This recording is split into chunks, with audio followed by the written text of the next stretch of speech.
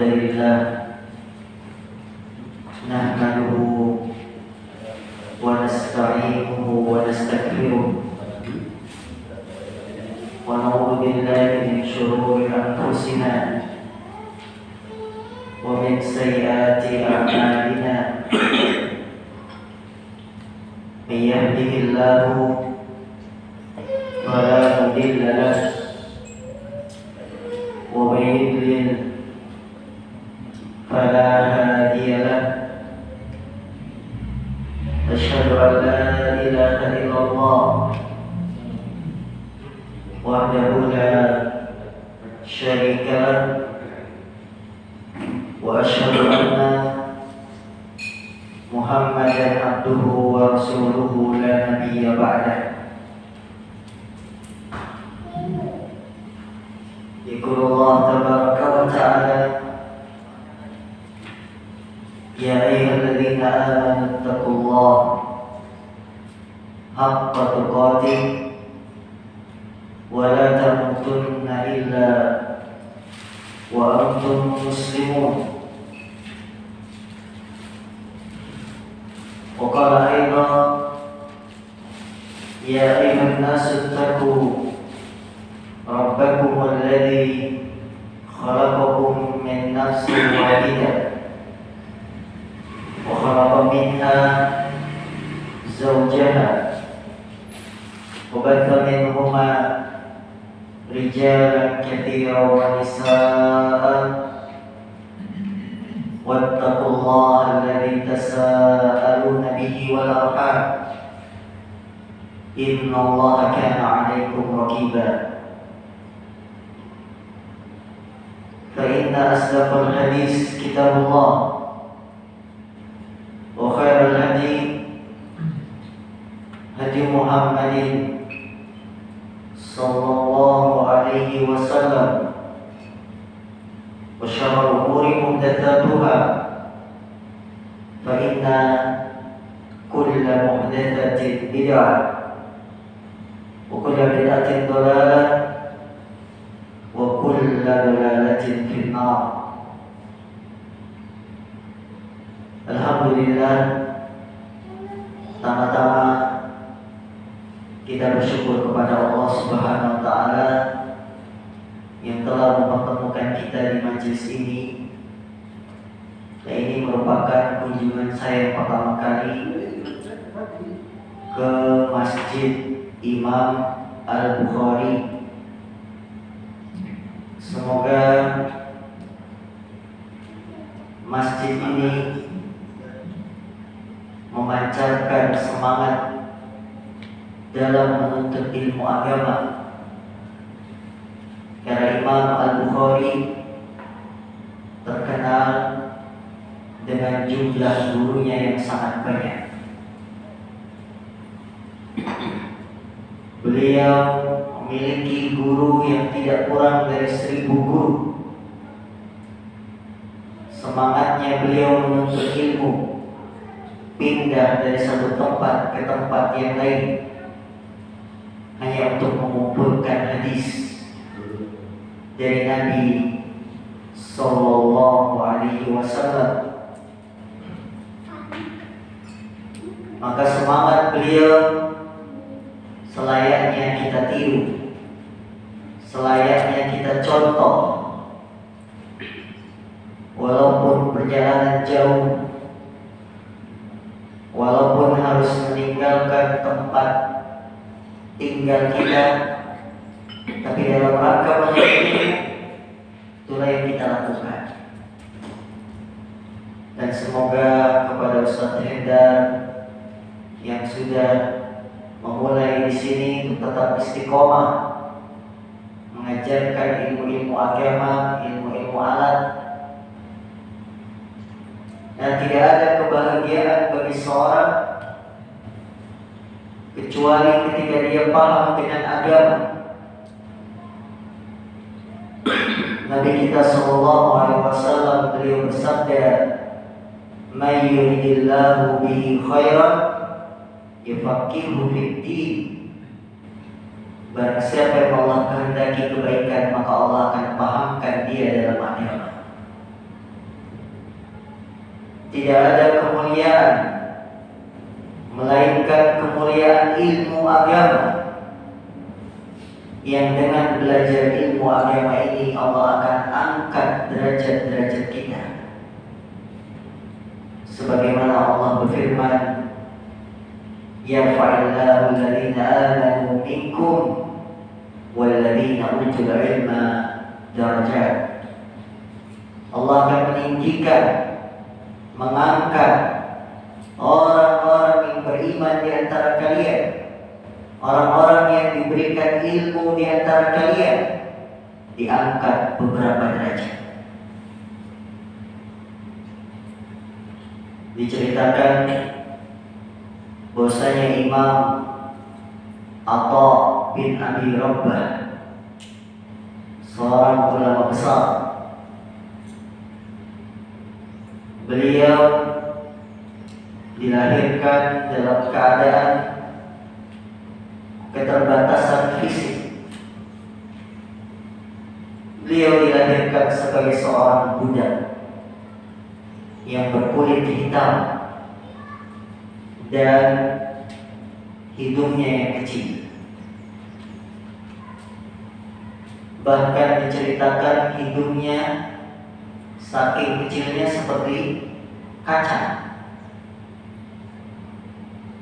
Akan tetapi keterbatasan fisik Imam Atha sejak kecil selalu dimotivasi oleh ibunya. Ibundanya Imam Atha selalu memberikan semangat untuk belajar ilmu agama. Tutupi kekurangan fisikmu dengan ilmu agama. Imam Atha belajar, terus belajar sampai menjadi imam besar, seorang ulama yang terkenal. Apabila Imam Atha jadi imam sholat, baru selesai assalamualaikum warahmatullahi, manusia langsung mengerubuni Imam Atha untuk bertanya, konsultasi masalah agama. Suatu saat Imam Atha melaksanakan umroh ke Mekah, melakukan perjalanan umroh haji ke Mekah. Tatkala beliau sedang sendiri, ada seorang gubernur Mekah yang melihat Imam Atha dan mengenalinya. Maka gubernur ini mengajak anaknya, mari kita ketemu dengan Imam Atha, kita tanya masalah agama. Baru saja gubernur dengan anaknya ini akan mendekat ke Imam Atha, tiba-tiba manusia banyak mengerumuni Imam Atha sampai sang gubernur kena dorong terpental ke belakang. Apa kata gubernur? Wahai anakku, belajarlah ilmu agama. Kita tidak pernah terhina seperti terhinanya kita hari ini. Tidak berarti kekuasaan jabatan kita terhina, didorong-dorong manusia, tidak bisa bertanya pada Imam Atha. Padahal saya gubernur. Kita tidak pernah terhina seperti terhina hari ini karena kemuliaan ilmu Allah. Sungguh perjalanan ilmu ini sangat mulia. Belajar ilmu agama itu sangat mulia. Maka jangan sampai kita lemas untuk tidak belajar ilmu agama. Saudara-saudariku yang dimuliakan Allah Subhanahu wa taala,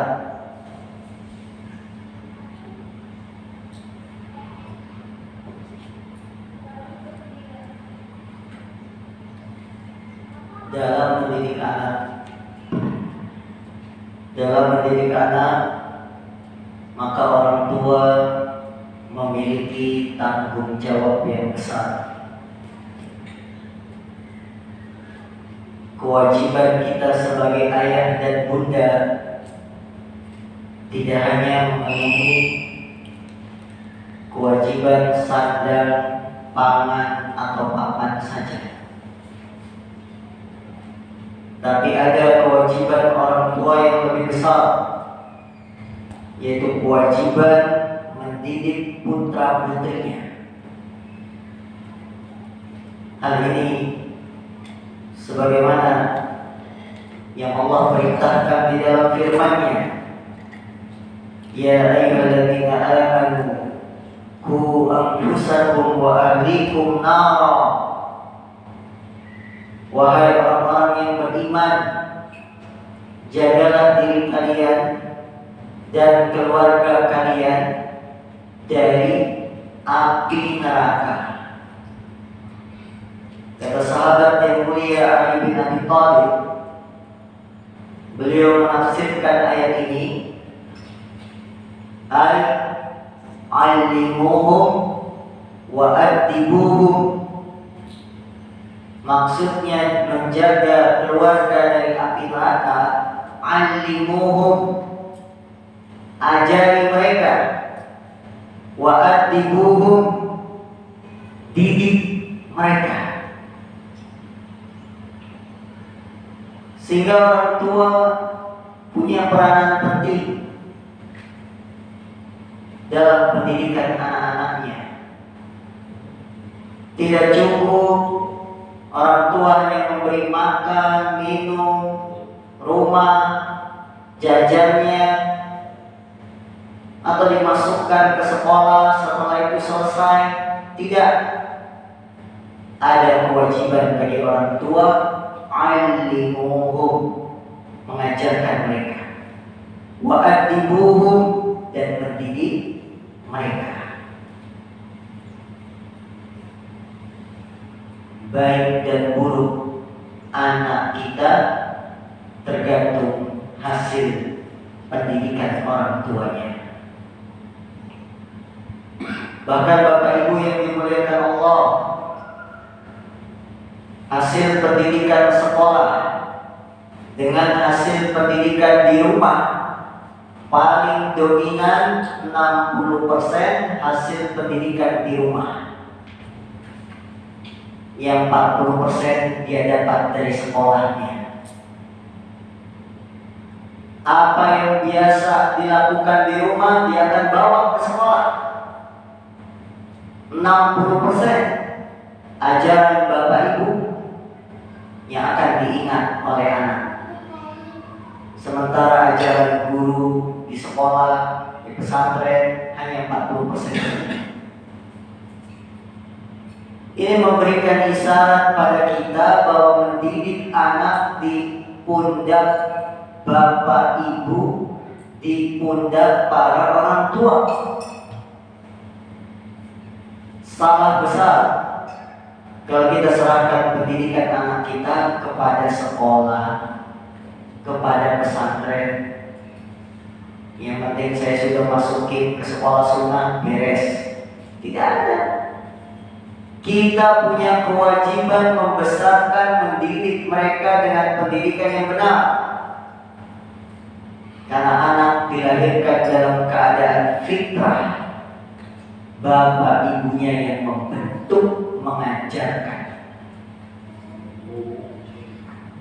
Nabi yang mulia Sallallahu Alaihi Wasallam, beliau bersabda, "Kullu mauludin yuladu 'ala al-fitrah, fa'abawahu yuhawwidani aw yunassirani aw yumajjisani."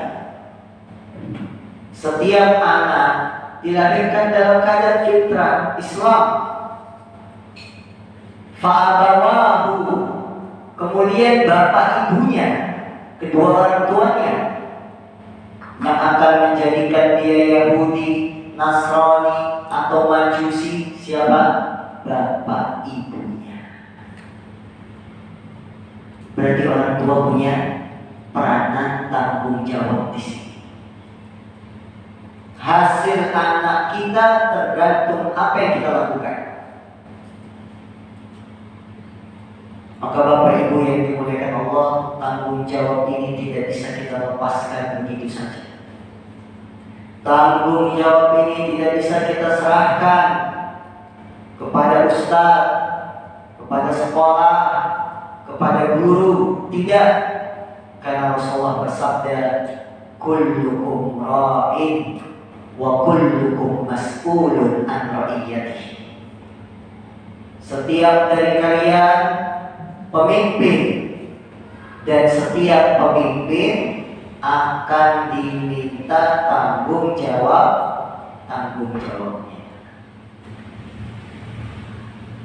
Saudara-saudariku, Bapak Ibu yang dimuliakan Allah Subhanahu wa taala,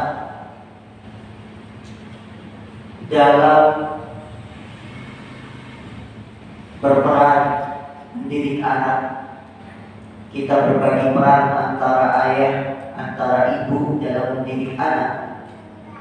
Ada beberapa hal yang harus diperhatikan. Yang pertama, mendidik anak adalah ibadah. Mendidik anak adalah ibadah. Seorang ayah dan ibu yang mendidik anak-anaknya berarti dia sedang mengerjakan sebuah aktivitas ibadah. Dia mungkin capek, dia mungkin kesal dengan sikap anaknya, tapi ketahuilah, ketika kita mendidik anak berarti kita sedang melakukan perbuatan ibadah. Ayah bekerja di luar dari pagi sampai sore, mencari nafkah untuk bisa memberikan nafkah kepada istri dan anak. Dia capek, lelah, banting tulang. Semua itu ibadah. Dia bayarkan iuran sekolah anaknya. Pulang kerja capek, dia tetap ajarkan Quran di rumah. Ibadah. Karena itu Nabi yang mulia Sallallahu Alaihi Wasallam di dalam hadis yang dikeluarkan oleh Imam Muslim, beliau bersabda, dinarun anfaqtahu fi sabilillah, wa dinarun anfaqtahu fi raqabah, wa dinarun tasaddaqta bihi ala miskin, wa dinarun anfaqtahu ala ahlik, a'dhamuha ajran alladhi anfaqtahu ala ahlik. Nabi kita yang mulia Sallallahu Alaihi Wasallam beliau bersabda, dinar yang kau nafkahkan ke jalan Allah, dinar uang yang kau nafkahkan untuk budak, dinar yang kau sedekahkan kepada orang miskin, dinar uang yang kau infakkan kepada keluargamu, maka yang paling besar pahalanya adalah yang kau berikan kepada keluarga Allah. Jadi bapak-bapak, ketika kita mengeluarkan uang, perbandingannya antara infak di jalan Allah, infak kepada orang miskin, dengan memberi nafkah keluarga, Nabi mengatakan yang paling besar pahalanya apa yang kau nafkahkan untuk keluarga. Jadi jangan pernah merasa menyesal. Kita capek mendidik anak, mengeluarkan uang banyak, ternyata pahalanya paling besar dibandingkan kita infak kepada orang miskin, infak di jalan Allah, dan seterusnya. Dahulu ada seorang salaf yang tekun rajin ibadah. Dia curahkan hidupnya untuk ibadah. Kemudian ada yang punya anak banyak, merasa iri dengan generasi salaf ini yang rajin ibadah. Maka ahli ibadah dari kalangan salaf ini mengatakan, engkau mengurusi anakmu itu lebih baik daripada yang aku lakukan. Apa? Engkau mengurusi anakku itu lebih baik daripada yang aku lakukan, yaitu rajin ibadah. Karena orang kalau rajin ibadah, pahalanya untuk dirinya sendiri. Tapi kita mendidik anak rewel kita urusi, walaupun anak banyak, itu lebih baik daripada memperbanyak ibadah. Anaknya bapak ibu berapa? Nah, 4, 3. Ada lagi yang lebih banyak dari 3. Ustaz Hendar berapa? 2. Masih kurang. Kurang. Bapak berapa? Yang jadi 6. 6. Masih banyak satu. Alhamdulillah saya 7. Pada Allah kuburan banyak kuburannya. Banyak kegugurannya. Jadi penghalang dari api neraka. Amin. Ya. Jadi jangan berpikir ibu-ibu banyak anak repot, banyak anak nanti capek. Itu ibadah. Ini yang harus kita pikirkan. Bahwa ternyata mendidik anak adalah sebuah ibadah yang besar. Suatu ketika ada yang bertanya kepada saya ini, aku punya 4 anak dan aku ingin cukup 4 anak saja karena ingin fokus ibadah.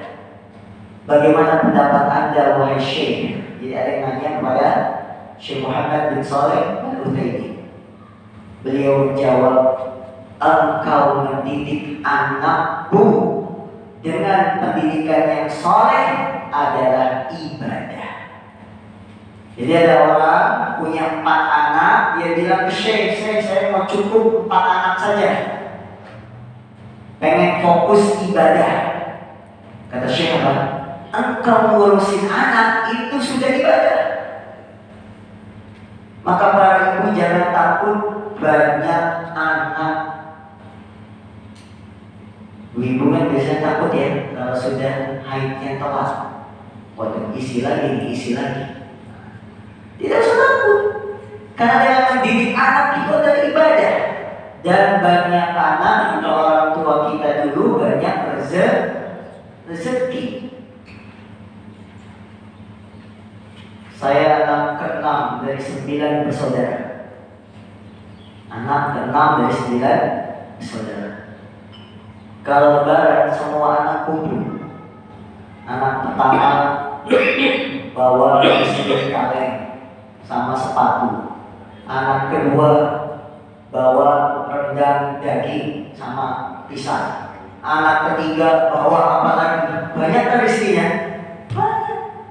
Orang tua yang banyak anak rezekinya banyak. Bisa buka toko kan dari sembarang. Ya. Maka saudaraku, ini perkara yang harus kita ingat, bahwa dalam mendidik anak adalah ibadah. Yang kedua yang perlu diperhatikan ketika kita mendidik anak, ikhlas. Ikhlas. Mendidik anak kita harus ikhlas, mencari ridho Allah, mendapat pahala dari Allah.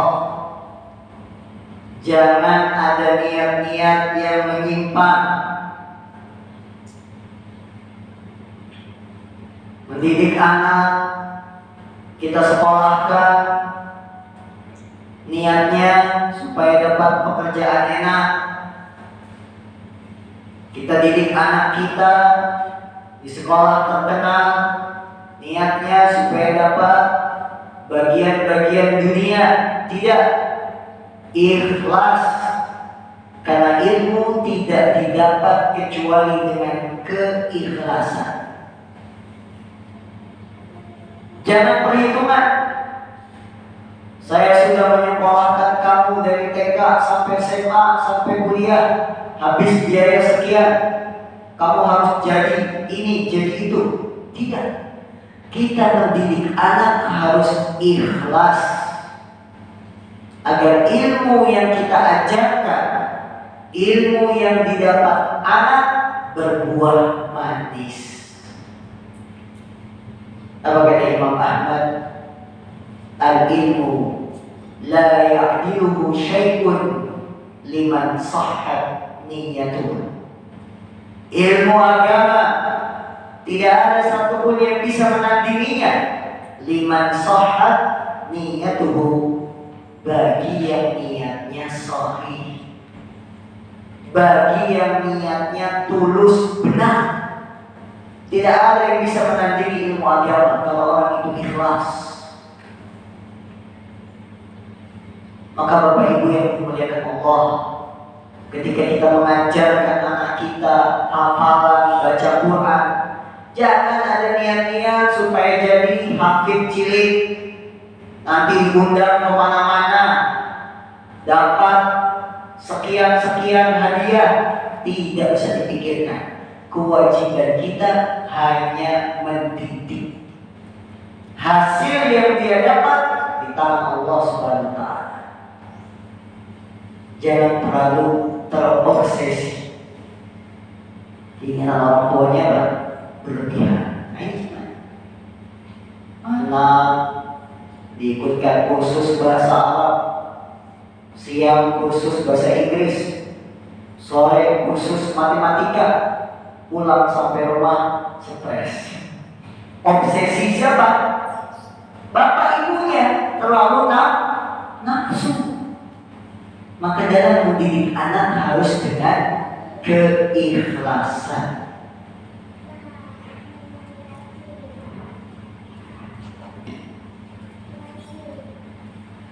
Perkara ketiga yang harus diperhatikan ketika kita mendidik anak kita,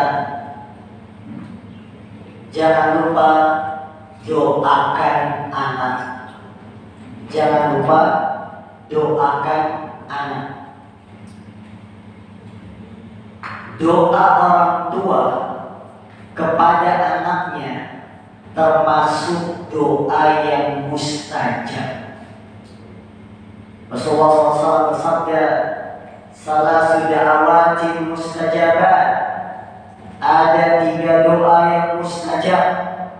Di antaranya doa walid liwaladihi, doa orang tua kepada anaknya.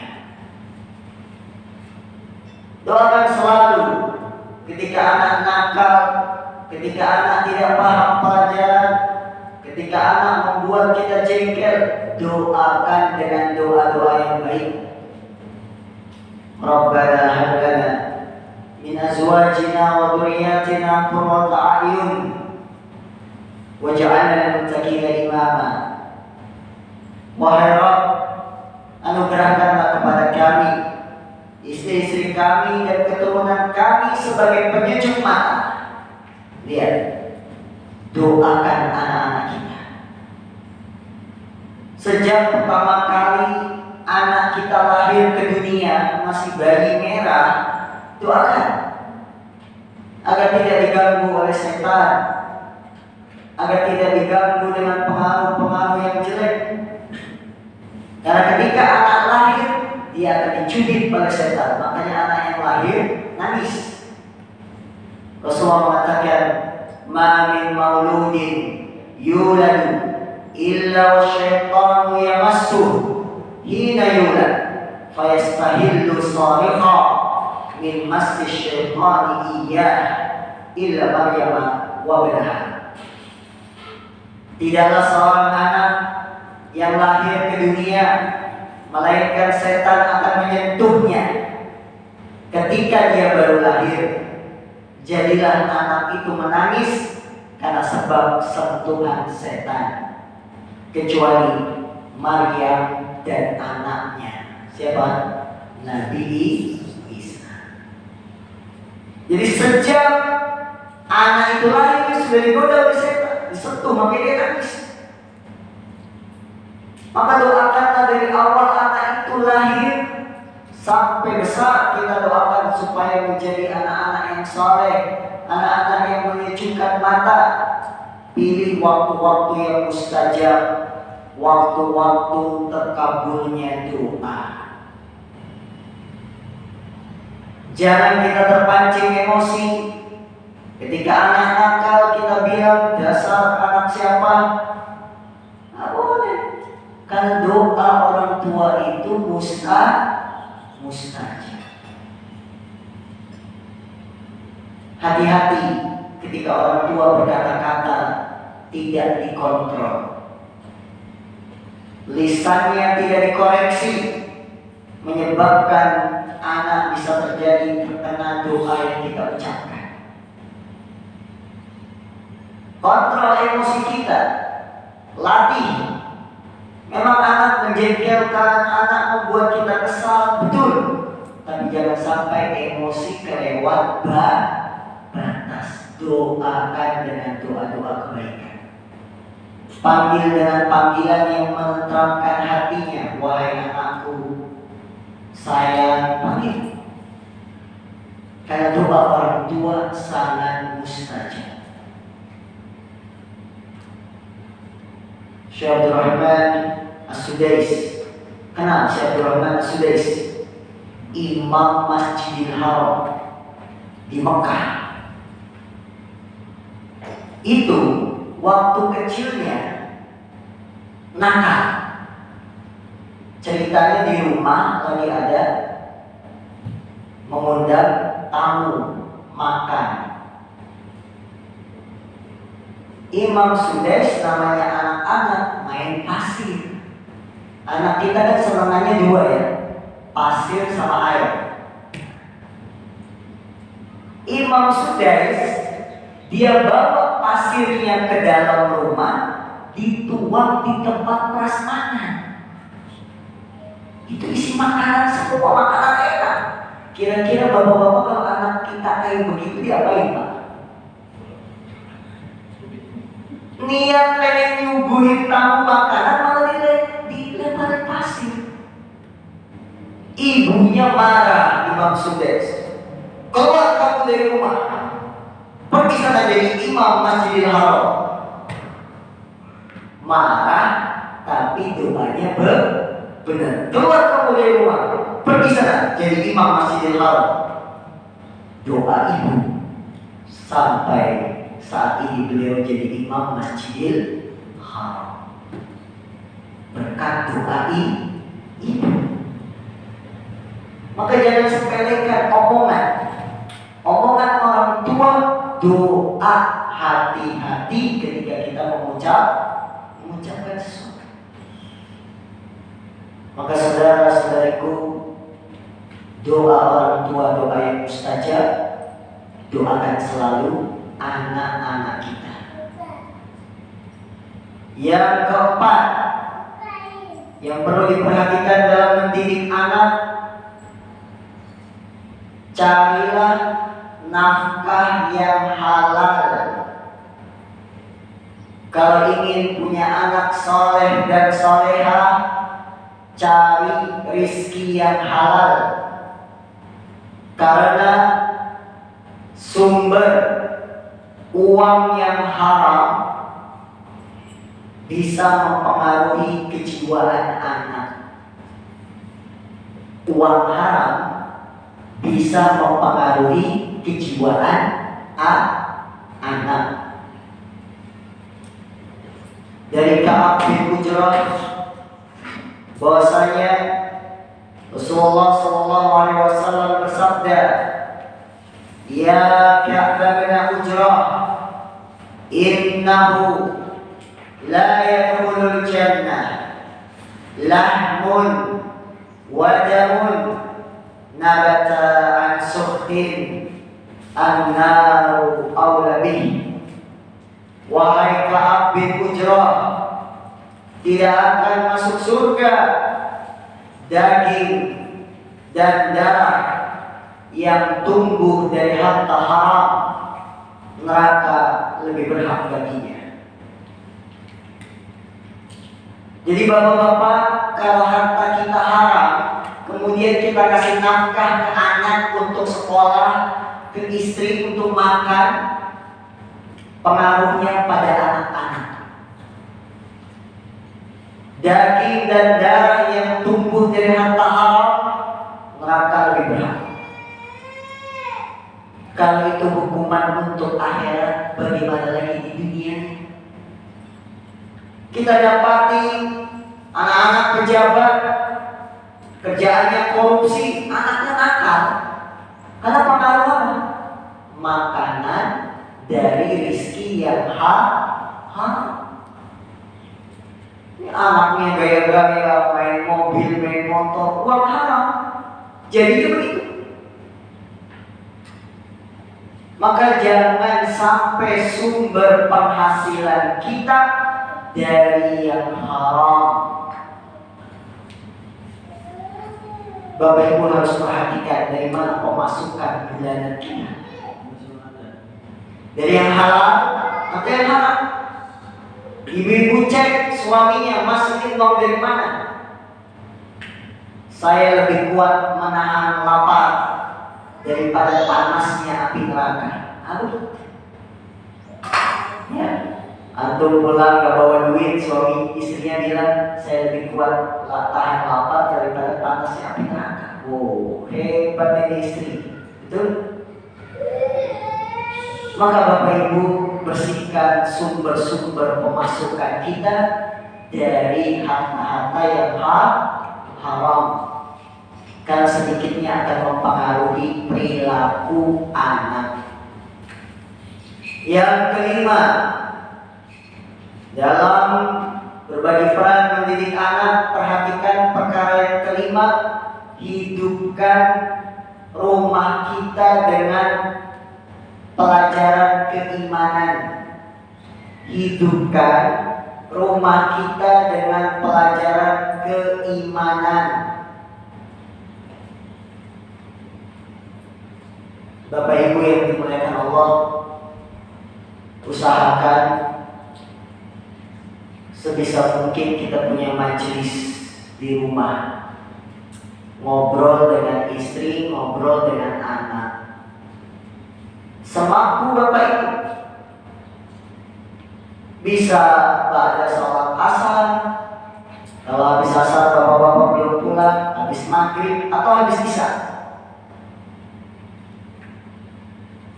Setiap hari bapak-bapak mengajarkan Iqra. Istri menerima setoran doa-doa harian. Enak? Sedap. Khusus malam libur, malam Sabtu, tentang pelajaran, ngajarin sholat, ngajarin wudu dari suami. Seperti itu. Karena Nabi Muhammad SAW, beliau sendiri mengajarkan istrinya. Aisyah bertanya, wahai Rasulullah, kalau saya dapat Lailatul Qadar, baca doanya apa? Diajarin sama Rasul. Quli, ucapkanlah, Allahumma innaka afuwwun tuhibbul afwa fa'fu. Aisyah ditanya tentang haid nifas. Apa jawab Aisyah?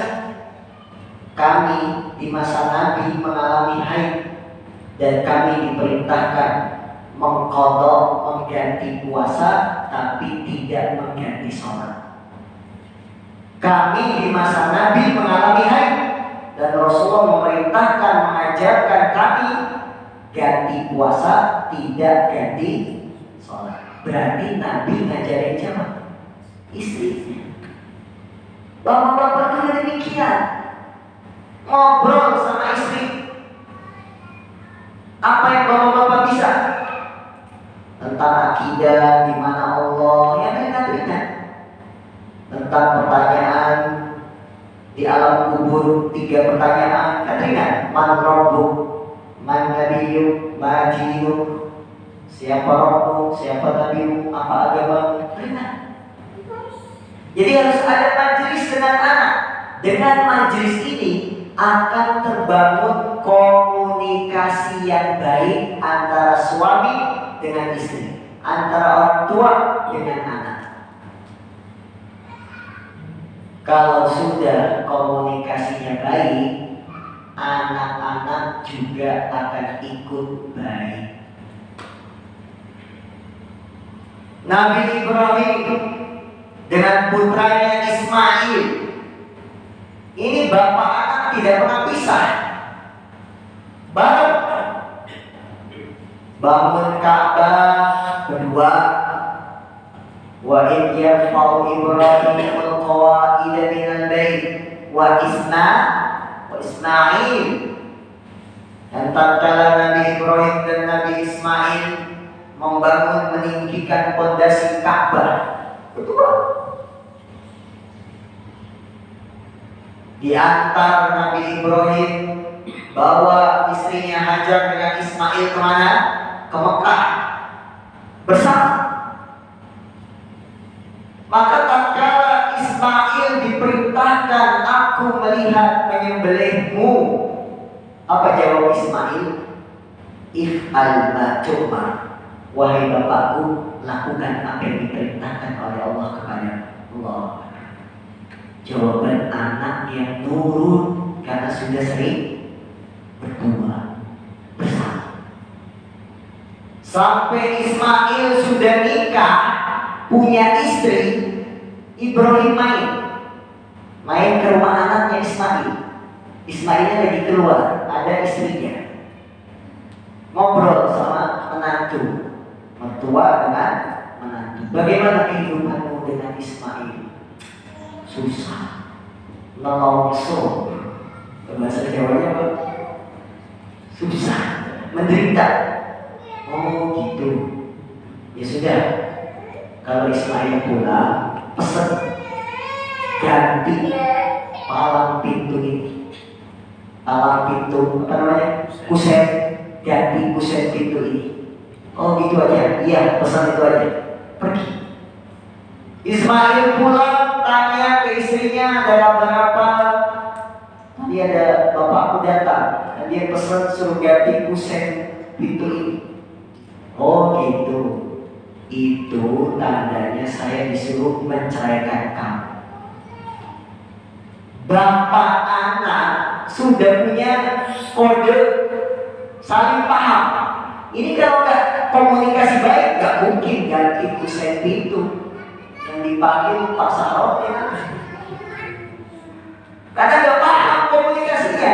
Tapi kalau sudah saking dekatnya anak dan bapak, suruh ganti kusen pintu, paham dia. Bukan ganti kusennya, tapi menceraikan istri. Kenapa? Karena sudah saking dekatnya.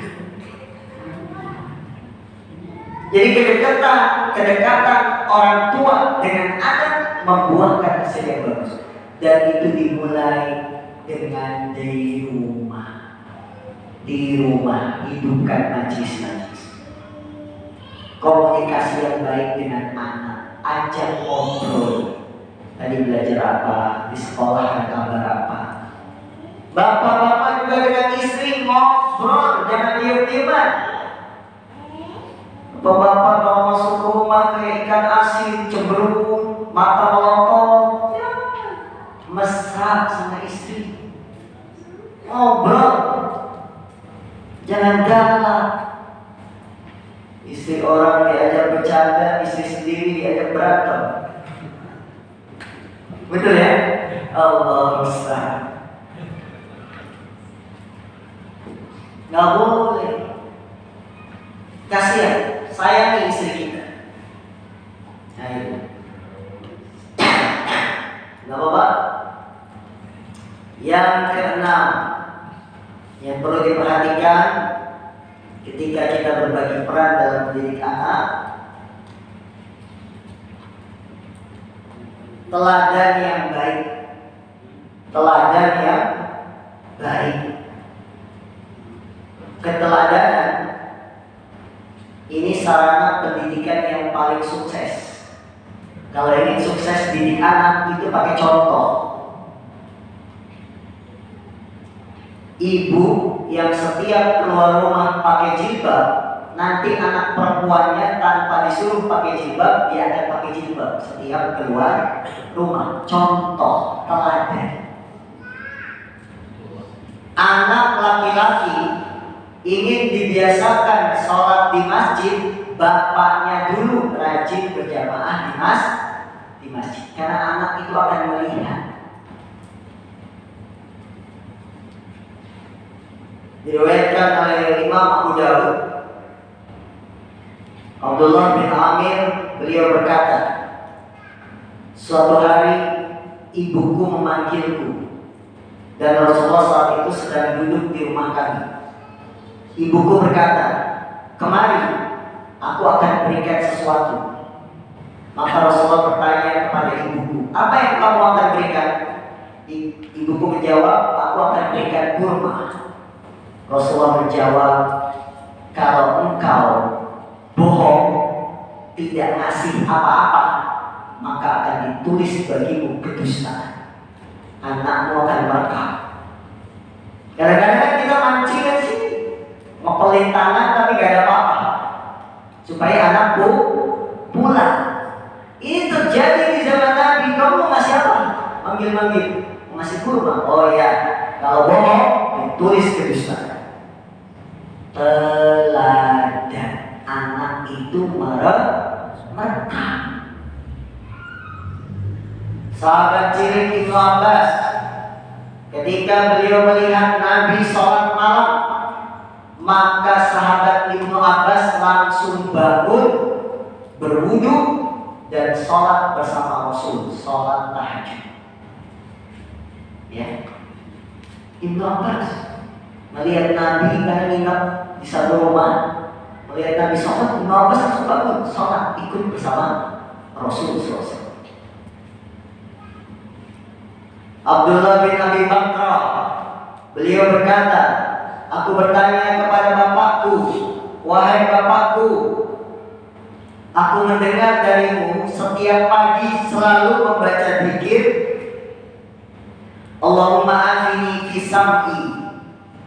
Maka bapakku berkata, wahai anakku, aku mendengar Rasulullah membaca doa tersebut dan aku ingin mencontoh sunnah beliau. Jadi anaknya Abdullah bin Abi Bakrah, wahai bapak, saya kok dengar bapak tiap pagi baca zikir, Allahumma afini fi sam'i, Allahumma afini fi basari, dan seterusnya zikir pagi. Iya wahai anak, aku dengar ini dari Rasulullah. Lihat, teladan. Bisa jadi anak kita hafal zikir pagi tanpa diajarin, karena selalu mendengar dari orang tua. Maka teladan itu kunci kesuksesan mendidik anak. Maka hidupkanlah, jadikanlah kita teladan-teladan bagi anak-anak kita. Ketujuh, sabar. Agar sukses berbagi peran dalam mendidik anak, sabar. Apa? Sabar.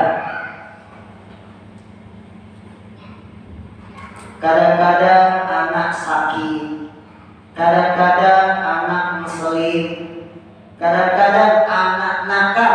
Sabar. Ingat, ini ibadah. Kita paling capek ngurus anak kan kalau anak sakit, apalagi musim sekarang nih, batuk, pilek, panas, apalagi berbarengan, serempak, itu capek bener. Kita sendiri orang tua kena batuk, pilek, anak juga kena, jadi bercampur antara emosi, capek, kesel. Sini ujiannya, sabar. Kalau kita sedang tidak sabar, istri mengambil peran. Misalnya kita malam, anak nangis. Anak itu kalau lagi rewel, sakit kan dia rewel ya, tidur aja bangun-bangun. Kita lagi pusing juga, pengen istirahat, anak bangun-bangun kan kadang emosi. Istri mengambil peran, menenangkan anak, ya. Atau sebaliknya, istri yang pusing, suami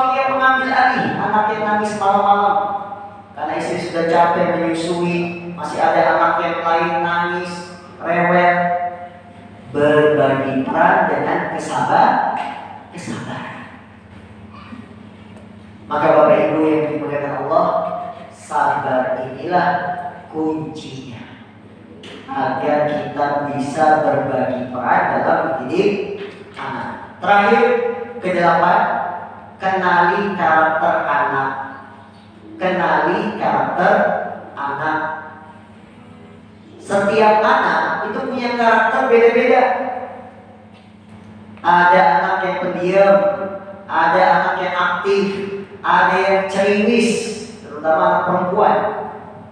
Anak perempuan itu kalau udah berantem mulutnya yang ngomong. Ngapain fisik dia ngomong? Kita harus sabar. Ya. Anak laki-laki banyak pecicilan. Kamu pecicilan? Loncat sini, lari sana. Kemampuan anak juga beda-beda. Ada yang ngomongnya duluan, belum bisa jalan. Ada yang jalan duluan, belum bisa ngomong. Kenali karakter masing-masing anak. Ada yang diem ya. Kalau nggak kita tanya diem, itu harus digali, diajak ngomong, aktif. Maka Bapak Ibu yang dimuliakan Allah, inilah sebagian dari bagaimana agar kita sukses berbagi peran dalam mendidik anak. Kita mohon kepada Allah, semoga kita menjadi Bapak Ibu yang terbaik bagi anak-anak kita. Anak-anak kita menjadi anak-anak penyejuk mata, anak-anak yang soleh dan solehah, yang bisa memberatkan timbangan orang tuanya, yang bisa mengajak menaikkan derajat orang tua karena sebab istighfar, permohonan ampun dari anak-anak. Orang tua bisa naik derajat di surga karena permohonan istighfar anak-anaknya. Maka jadikanlah anak kita sebagai investasi terbesar yang akan kita bawa nanti setelah meninggal dunia. Karena Nabi bersabda, "Idza matal insan in qata'a bihi 'amaluhu illa min salas." Bila manusia meninggal dunia, terputus amalannya kecuali 3. Nabi menyebutkan waladun shalih yad'ulah. Di antaranya adalah anak soleh yang mendoakan orang tuanya. Maka sabarlah wahai para orang tua. Dulu kita menikah ingin punya anak, sekarang sudah diberi anak, maka harus banyak sabar dan memohon kemudahan dari Allah Subhanahu wa Ta'ala. Allahu Ta'ala a'lam. Ada pertanyaan? Silakan.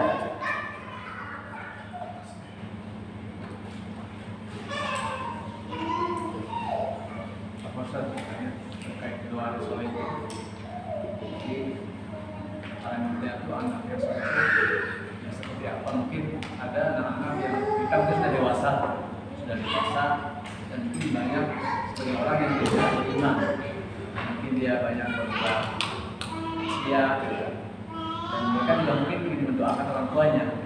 Nah itu seperti apa? Apakah ada yang terima anak-anak yang dikatakan tidak soleh? Saudaraku yang dimuliakan Allah SWT, kadang-kadang ada anak-anak yang tidak soleh tapi mendoakan orang tuanya, berarti anak soleh.